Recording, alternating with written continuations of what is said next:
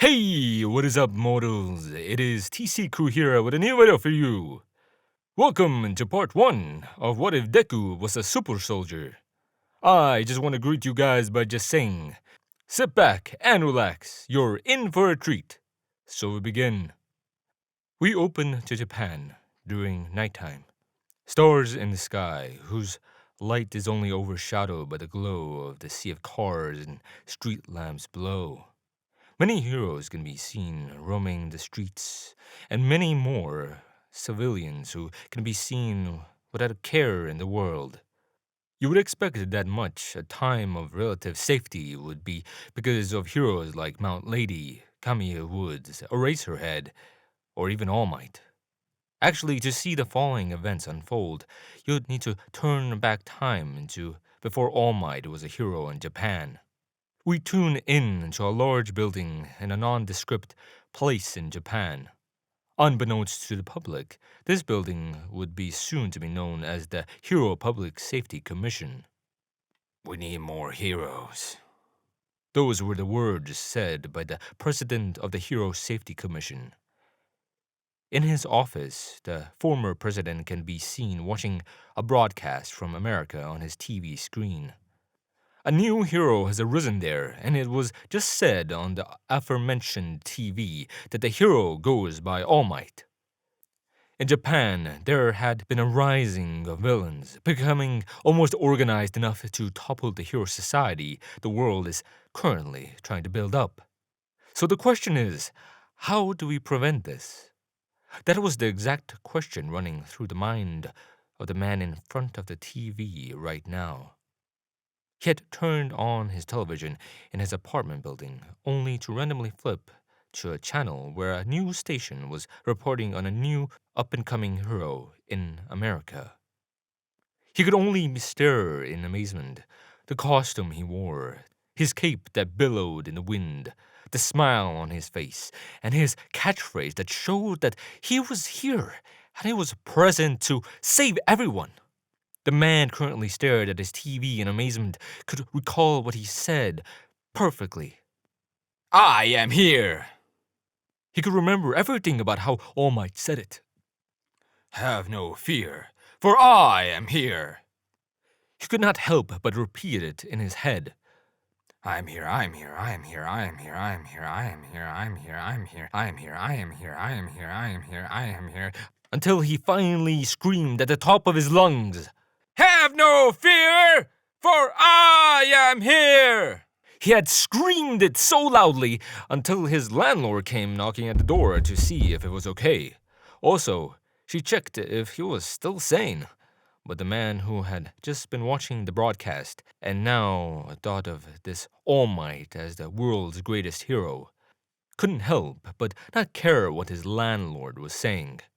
So, when she left, he mumbled one last time, in a whispering tone, almost as if he was telling himself, have no fear, for All Might is here.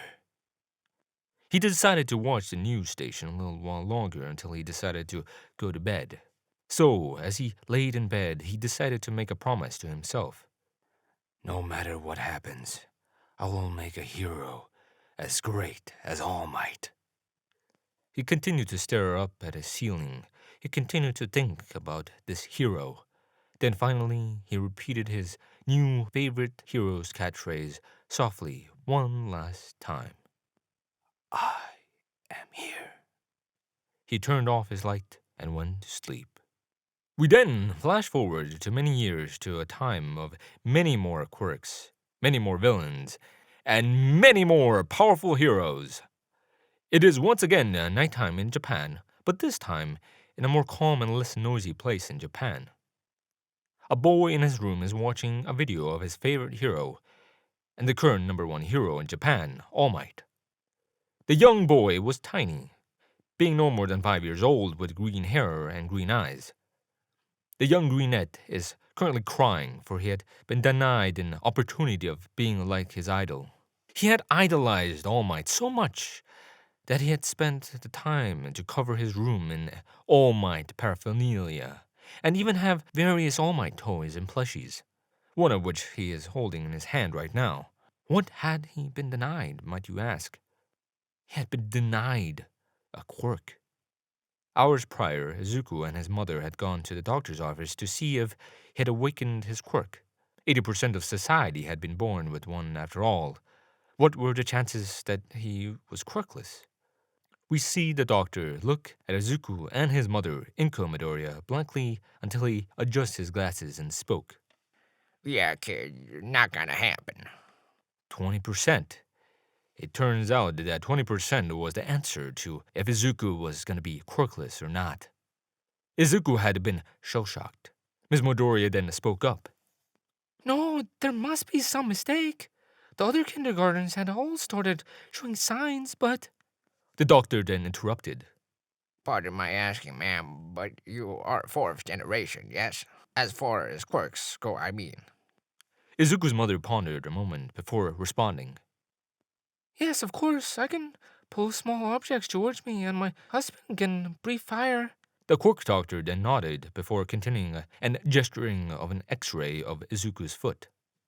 By the age of 4, a child should manifest either one of his parents' quirks or a combination of the two. The doctor then pointed at the pinky joints in Izuku's foot before then continuing. However, early quirk research discovered one important finding.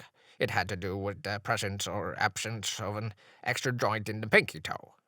The doctor continued to go on a rant on the history of quirks and how they manifest.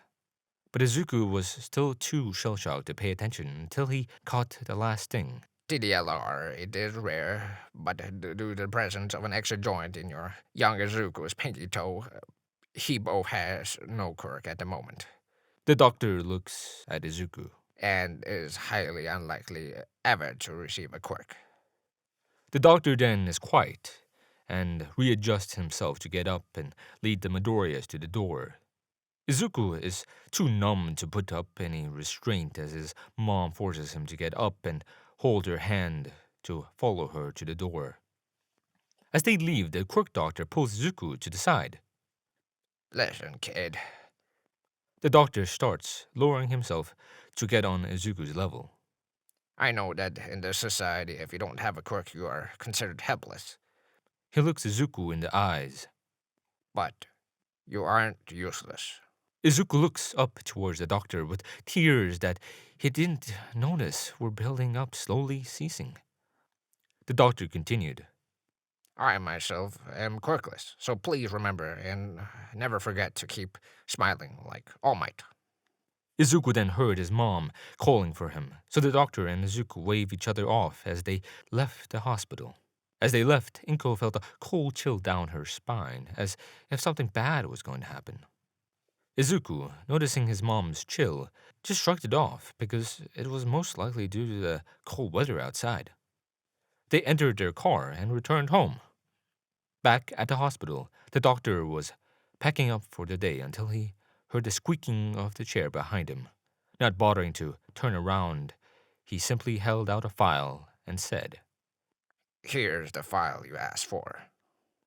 The person not expecting this little resistance leaned forward slightly, the mysterious figure still covered by shadow, and grabbed the file, saying, And this is definitely the one I asked for.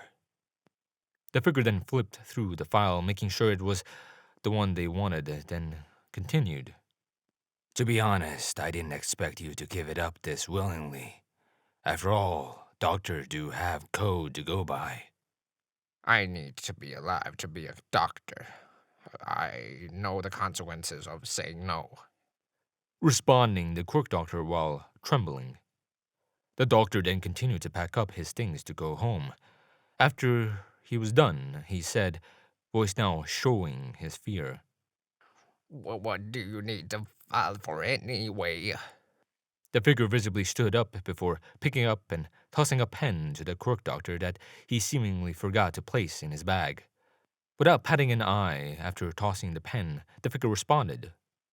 Call it a science experiment to see the odds of creating the ultimate soldier out of a Deku of a human being and seeing what happens if you give the powerful more power.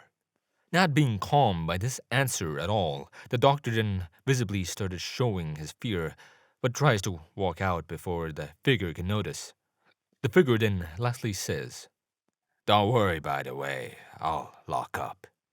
The doctor leaves, closing his door behind him and nearly collapsing from the fear. He calms himself before standing up. Forgive me, he thinks before fully leaving the premises. Honey is a free browsing add-on available on Google, Opera, Firefox, Safari. If it's a browser, it has Honey. Honey automatically saves you money when you check out on sites like Amazon, Papa John's, Kohl's. Whenever you shop, it's a good chance that Honey can save you money. All you have to do when you're checking out at these major sites, click that little orange button and it will scan the entire internet and find discount codes for you. It takes 2 clicks to install Honey. Now, anytime you check out, Honey will scan the entire internet and find coupon codes for you. If there is a coupon code, they will find it. And if there is not a coupon code, you can rest assured that you are getting the best price possible. If you install Honey right now, you can save like $50 to $100 on your shopping, doing nothing. There's literally no reason not to install Honey. It takes 2 clicks. 10 million people use it. 100,000 5-star reviews. Unless you hate money, you should install Honey. Back at Izuku's home, even if the doctor cheered him up, he still felt miserable. But he then remembered what the doctor said to him hours prior. Helpless doesn't mean useless. Those words, in conjunction with the All Might video, managed to cheer up the young greenette, and he decided to help his mother cook. At this moment, the only thought in Izuku's head is, Smile and don't be useless. With a smile that even seems to rival All Might's, he jumped out of his seat and ran out of his room, saying, "Have no fear, for I am here." Izuku and his mom cooked food for themselves before then getting settled for the night. Izuku jumped in bed and cut under the covers before his mother said, Sleep tight, my little hero. She kissed Izuku on his forehead before turning off his light and closing the door. Inko Midoriya was worried after she left the doctor's office, but was glad her little boy was okay. She thought what the quirk doctor said to her boy was very nice and appreciated it. After all, she wasn't too sure she could cheer her son up as well as the doctor did. Sweat rolled down Mama Midoriya's face as she thought this. The Midoriya household matriarch got in her bed as her last thought before going to sleep was, Thank you, doctor. With that, both Midoriyas fell to a peaceful sleep. A loud noise was made that woke up Izuku. He turned on his light and looked around, fully expecting a bad guy for him to beat up. He wasn't gonna be useless, now or ever. Those noises led Izuku to the living room, and what was before him was terrifying. A villain was standing over the body of Izuku's mother, seemingly dead. Izuku couldn't help but quake in fear in front of the hulking beast of a man that was before him. He was dressed in a lab coat and had slicked back gray blonde hair and a mask covering his face. No matter how Izuku thought he could fight him, he would lose and meet the same fate as his mother. Mom! That was the word that came out of the trembling greenette's mouth. Please don't be afraid, said the man in the mask. I won't bite. Izuku didn't believe a word of what the man said. He decided to run. The young cinnamon roll reached the door and locked himself in whatever room was behind it.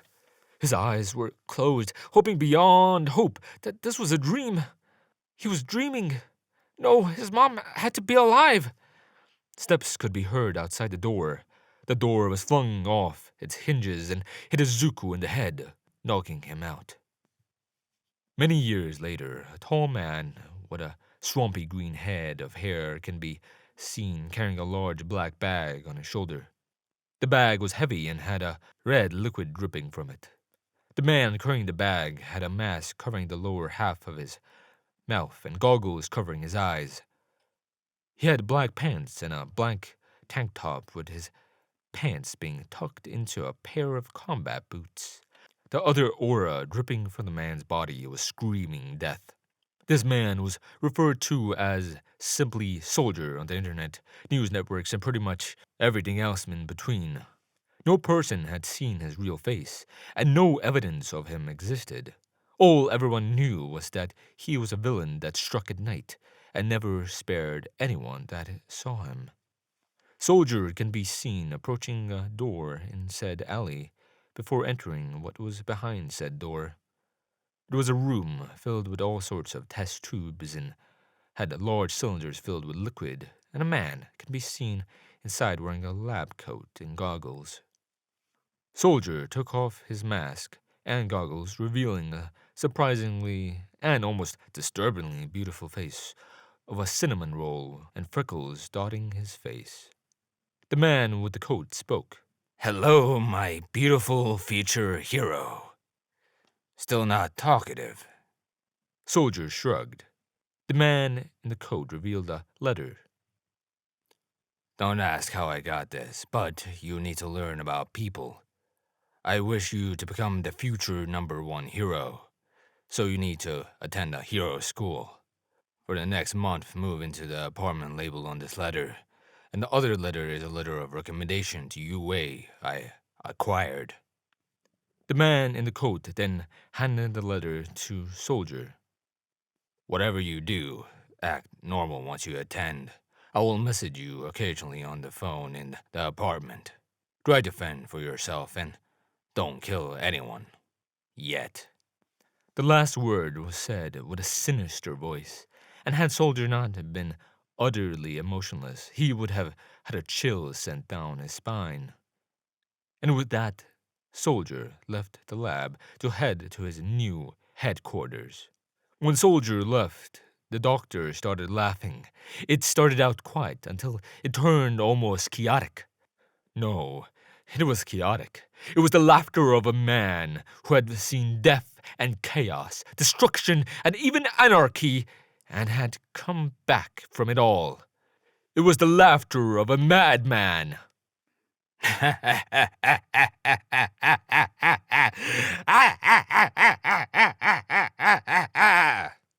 He took a long breath before showing a wicked smile.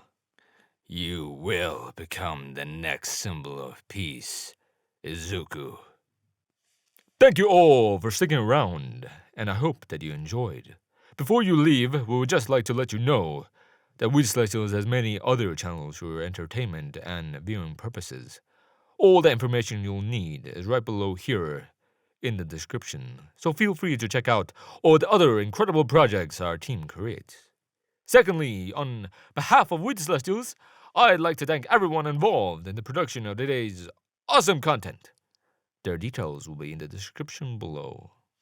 That's all for today's video, so goodbye, and have a divine day.